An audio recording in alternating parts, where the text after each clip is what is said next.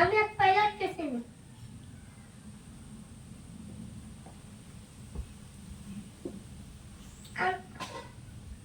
আমি বললাম, তুমি পাইলট, এত বড় শিক্ষিত, তুমি ডবল টাকার চালাও, বড় বড় ফ্লাইট চালাও, তুমি এরকম হলে কি করে? আমাদের কয় বললো না, আমি আল্লাহকে কাছের থেকে দেখে এরকম। আমি বললাম, তুমি আল্লাহকে কাছের থেকে দেখতে মানে? বললো, আমি ফ্লাই করে যাইতেছিলাম লন্ডনে, হিথ্রো এয়ারপোর্টে, লন্ডনে। তো আমি যখন ইংল্যান্ডের সীমানায় ঢুকে গেছি, তখন আমি চেক করলাম যে আমার চাকা নামবে নাকি। আমি চেক, ওরা কি চেক করে, চেকটা দেখে আমার চাকা নামবে না। এবার বিমানবন্দরের সাথে যোগাযোগ করে বললো, আমার কি করবা করো, আমার এখন ফিরে যাওয়ার টাইম নেই, আমি 9 ঘন্টা ফ্লাইট, আমি 9 ঘন্টা জার্নি করে যাচ্ছি, কি করবা করো।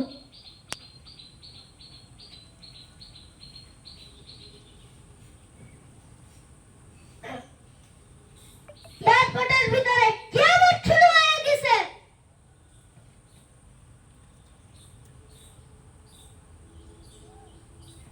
কি করে হয়, আমাকে এই প্লেন ক্র্যাশ খাওয়াতে হবে, না কি করে তবে না হবে, নাই কি হবে, নাই ওরে যে কোনো ভাবে ল্যান্ডিং করতে হবে, ল্যান্ড করতে হবে,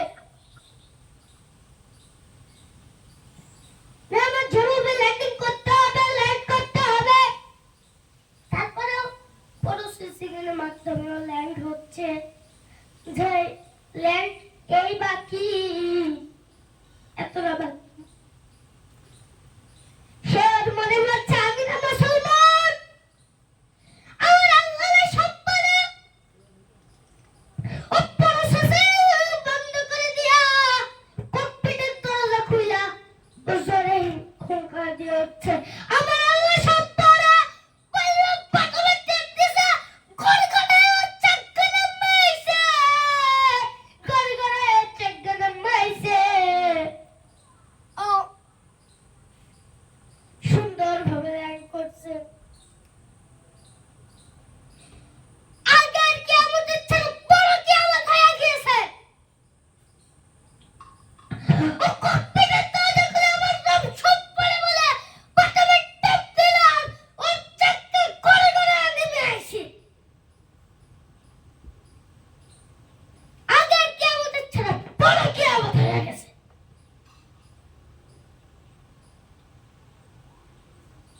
বলো, তুমি আমাদেরকে মিথ্যা বললা কি? মাউথ এয়ারপোর্টের ভিতরে কি আমার শুরু হয়ে গেছে, কত প্লেন আমরা এদিক ওদিক পাঠিয়ে দিয়েছি মানুষকে বাঁচানোর জন্য। বললো, আগে প্রসেসিং এর মাধ্যমে আমি প্রসেসিং বাদ দিয়ে দিলাম, তোমরা আগে চেক করো। বললো, চাক্কা নামবে না, নামলো কি করে?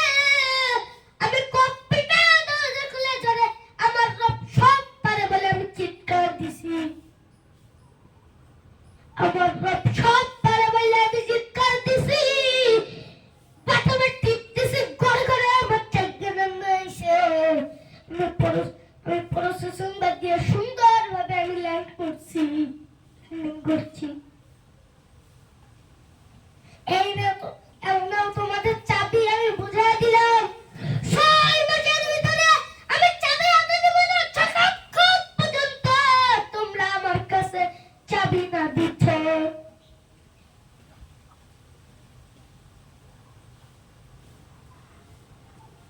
আহা,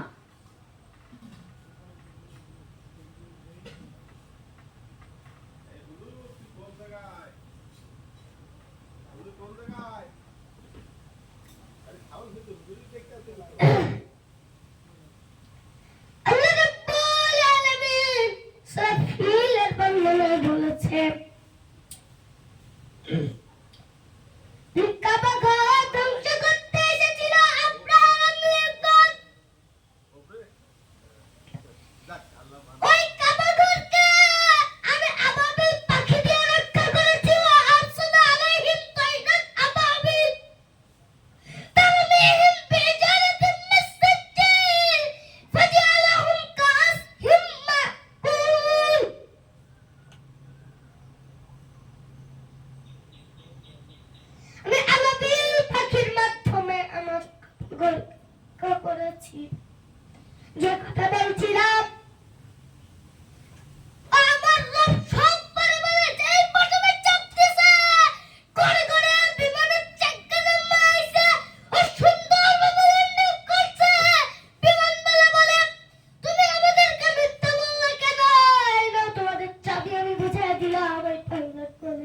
এই নাও তোমাদের চাবি আমি বুঝিয়ে দিলাম।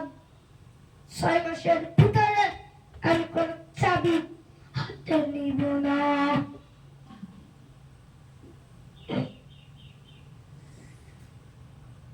আবু সাইদ যেখানে দাঁড়ায় বুক পেতে ছিল আমি সে জায়গা দেখে আসছি। উত্তরের পাশে উত্তরের পাশে হলো আবু সাইদ যে জায়গায় বুক পেতে ছিল ওই জায়গাটা আছে। উত্তরের পাশে এয়ারপোর্ট আছে যেখান থেকে প্লেন ওঠানামা করে, ছাদের থেকে সুন্দর দেখা যায়। ছোট্ট মনে হয় না, বিশাল বড় বড় আমি দেখে আসছি।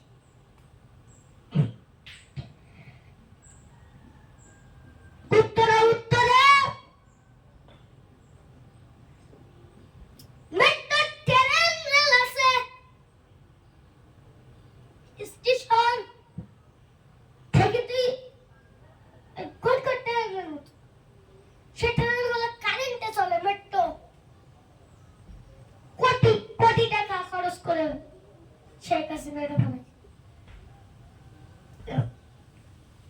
কোটি কোটি মাইলস্টোন স্কুল আছে, যে স্কুলের উপরে বিমান পড়েছিল ওই স্কুল আমি দেখে এসেছি। মাইলস্টোন এন্ড কলেজ স্কুল মাটি গর্ত হয়ে গেছে, মাটি গর্ত হয়ে গেছে। আর কত বাচ্চাদের হাড্ডি প্লেন যেটুকু ছিল ওইটুকু নিয়ে চলে গেছে।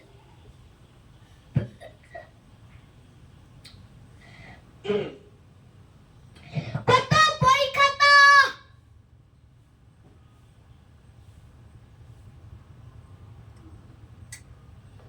কত রচনা, কত বাচ্চাদের হাড্ডি, কত ক্লাস পড়ে গিয়েছে।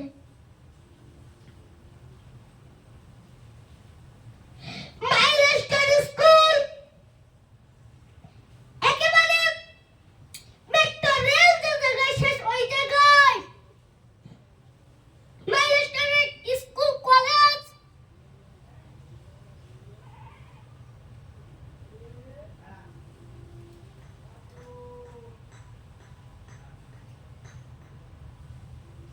আর উত্তর যে জায়গায় রেল স্টেশন আছে বলছিলাম মেট্রো ট্রেন ওই জায়গাটা। উত্তরে একেবারে প্রথম স্টেশন এখান থেকে ট্রেন একেবারে ফাঁকা। মেট্রো হতে বেশি সময় নেই।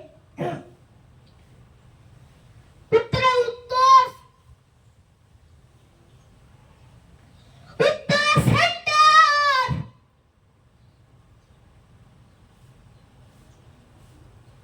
Milestone and school and college.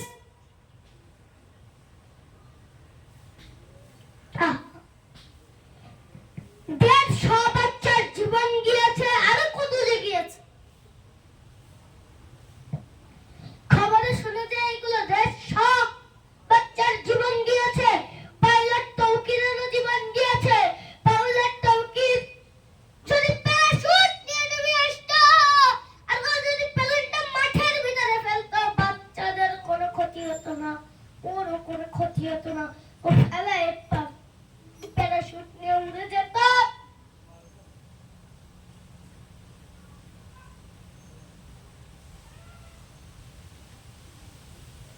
Fire service এসে পানি দিয়ে দিবে তো, কিন্তু দেখেন ওই বিমানটা দিয়ে হয়তো পুরো আকাশ ঘুরেছে। তার আগের দিন ওর শেষ টাইমিং ছিল ওই দিন, তার আগের দিন ওই বিমানটা দিয়ে পুরো আকাশ ঘুরেছে। আর সেই দিন কি হলো আমি মাটি রেখে